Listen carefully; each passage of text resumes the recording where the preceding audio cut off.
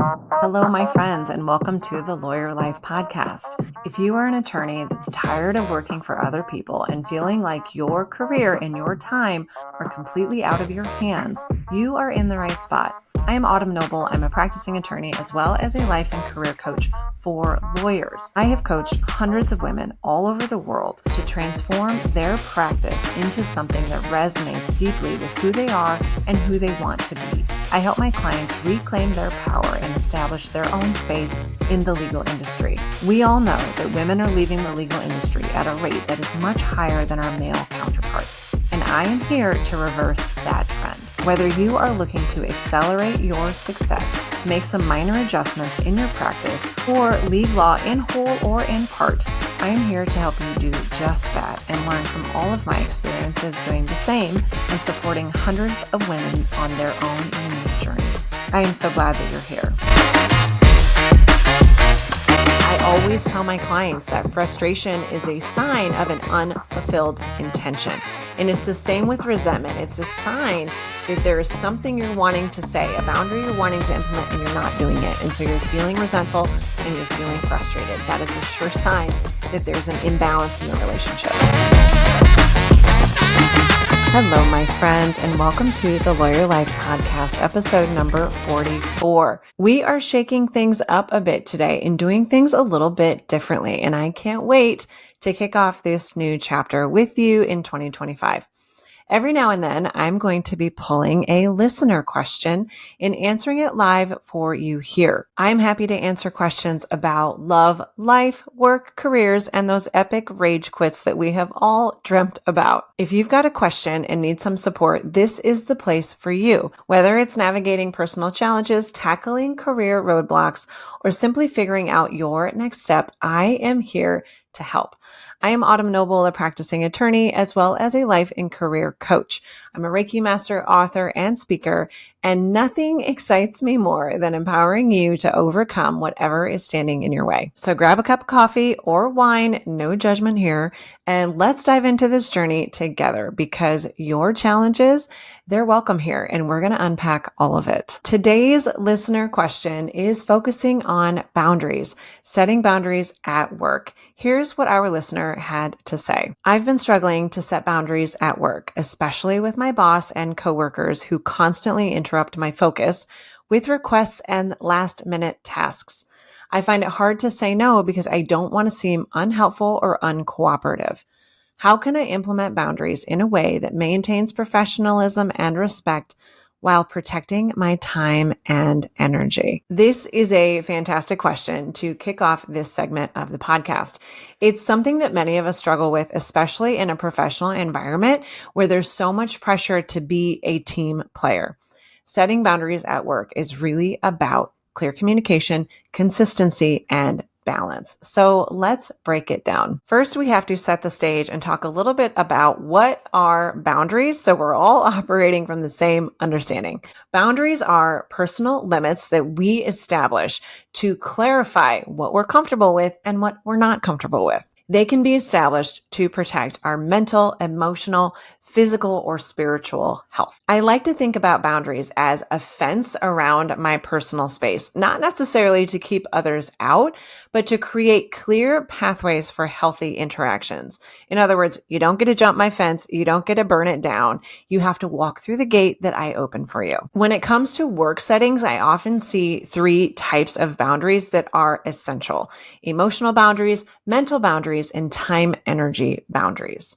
When I'm talking about emotional boundaries, they are intended to protect your emotional energy and your feelings. A few examples of those at work may mean choosing not to engage in your work bestie's drama because it feels so draining, or setting limits on how much emotional labor you're willing to provide to others. Mental boundaries involve your thoughts, beliefs, and opinions. And some examples of those include respecting your own opinions, even if they differ from others, or politely disengaging from conversations that feel disrespectful. Last, time and energy boundaries involve how you allocate your time and your limited resources. I say limited very intentionally. Some examples of that may include declining a meeting during scheduled family time, or saying no to tasks that overwhelm your schedule. So now that we have a clear understanding of what boundaries are, how do we go about establishing them and sticking to them?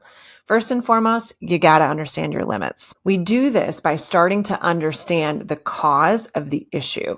Is it constant interruptions? Is it unclear expectations? Or is it simply feeling overwhelmed by your workload? Knowing what you need to change is the first step. For example, if you need uninterrupted time to focus, that's a boundary that you're going to want to communicate. This brings us to step number 2, communicate proactively. Once you've identified the clear issue, have a conversation with the people involved. And it could be your boss who frequently gives you last minute tasks without any heads up. For instance, you could say, I'm working on a deadline right now. Is this urgent? Or could I follow up with you in an hour once I wrap this up? Another alternative is simply stating, look, I want to do the best possible job on your projects. The best way for me to do that is to have a clear line of sight of what's coming up so I can anticipate it and make time for it.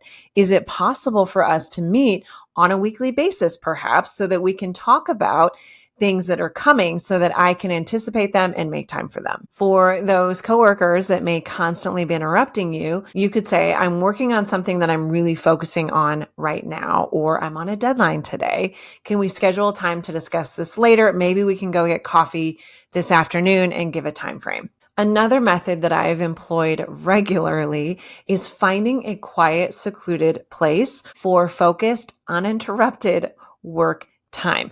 And this may be something that you communicate to the parties involved. Hey, I'm going to be away from my office for an hour or two this afternoon. I really need to focus on this brief or this memo or this project. I'll be back in my office around this particular time. And just letting them know that that is your plan to address your need for focused, uninterrupted time, and go book a conference room and get out of your office. That solution dovetails nicely with number 3, create structures to support your boundaries. And that may mean a structure of finding a conference room or working from home on days when you need focused, uninterrupted work. And that is because some boundaries need systems to back them up. For example, this could simply mean blocking off focus time on your calendar so that your colleagues know not to interrupt you during those time periods. You could similarly use status features on Teams or Slack to let people know when you're unavailable. You could also set a specific time each day, perhaps at the end of the day, for addressing non-urgent tasks or those interruptions that may not actually be urgent. Plan to attend to them at a certain time every day when maybe your energy is lower and you're a little bit more out of gas. And lastly, get in the habit of finding new locations to work on projects that require strict attention. Step 4 to setting and implementing boundaries is practice saying no gracefully. And this one is my favorite. It is okay to decline tasks when you're already stretched too thin. This may sound like I would love to help, but I'm truly at capacity with a variety of high priority topics. Can we talk about this next week? Or do you want to help me shift the projects that are currently on my plate to make time for this today?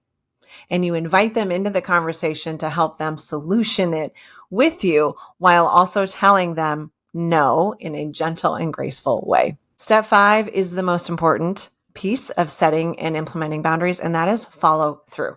If you set a boundary and you don't stick to it, no one is ever going to take you seriously. It is not uncommon for people to push your boundaries. We're not doing this because we think they're going to like it. We're doing it to protect ourselves. So when people push your boundaries, simply remind them gently of the boundary. And that may sound like, as I mentioned, I'm currently in the middle of a deadline, and I'm happy to visit with you about this tomorrow at the time that we've already set aside. Or, as discussed, can I talk about this to you next week? When you set clear and consistent boundaries, people will learn to expect them and honor them. But when you falter or when you bulldoze your own boundaries, people are going to stop taking you seriously, and you're going to have a tougher road ahead of you. Truly, either set the boundary or don't set the boundary, but don't set it halfway. You're only going to make it harder for yourself in the future. The last step in setting boundaries is manage guilt. And this is truly the hardest part for most people. We are service providers. As lawyers, that is what we signed up to be. And there is part of us that really enjoys being of service and being a helper. But remember, saying no and setting boundaries, it doesn't make you unhelpful. It makes you more effective and sustainable in your practice and in your life. You're prioritizing quality over quantity, and that benefits everybody in the long term. So truly, it is the best way to be a team player. You are clearly communicating with your team about your limits and your ability to help. And that allows the team to anticipate upcoming challenges, which could mean staffing challenges. And by allowing them to access that information, you're showing up as a better, more honest and true team member who wants the best for everybody involved. In sum, by being clear, respectful, and consistent, you not only protect your time and your energy, but you model healthy boundaries and balance for everybody else around you. I hope that you found this helpful. Please let me know how it goes, or if you'd like some support in crafting more specific conversations to navigate the boundaries in your life. Before I leave you today, I wanted to touch on a few generalities about boundaries so that you can detect whether or not there are aspects of your life that maybe need a few more boundaries in place. So here are some signs of healthy boundaries. When a relationship has a healthy boundary, you will feel respected and heard and feel as if you can express your needs without guilt or shame. The relationship will feel balanced. There's a give and take instead of a one-sided kind of effort. You are allowed to prioritize self-care. You have space to recharge without feeling guilty or selfish about it. Last, you know you have established healthy boundaries when you can manage your stress effectively. Unnecessary burdens or obligations don't suddenly overwhelm you because you're just treading water. So you may be wondering, what are some signs of unhealthy boundaries, or how do you know when you need to implement some stronger boundaries to protect yourself? First and foremost, overcommitment. Saying yes to everything, even when it's too much, is a clear sign that you need to start implementing some new and stronger boundaries. If you have periodic feelings of guilt or fear of rejection, that is a sign that you're avoiding boundaries because you're afraid of the conflict that comes with it. That often leads to resentment, which is another sign of the need for more boundaries. You feel taken advantage of and you're not addressing it. I always tell my clients that frustration is a sign of an unfulfilled intention. And it's the same with resentment. It's a sign that there is something you're wanting to say, a boundary you're wanting to implement, and you're not doing it. And so you're feeling resentful and you're feeling frustrated. That is a sure sign that there's an imbalance in the relationship. Lastly, blurred lines. When you have a hard time distinguishing your needs from other people's needs, that means that there's a weird codependency that has sort of been established because there are no clear, healthy boundaries in place. So be sure to pay attention to situations where you're feeling resentful or irritated, drained, or exhausted. Those are all signs of a lack of boundaries. If you're feeling taken for granted or disrespected, again, likely a need for a boundary. As you work through some of these questions, you might want to start reflecting on your patterns in life. Do you have trouble saying no in general? Do certain people or environments consistently stress you out or overwhelm you or make you feel uncomfortable?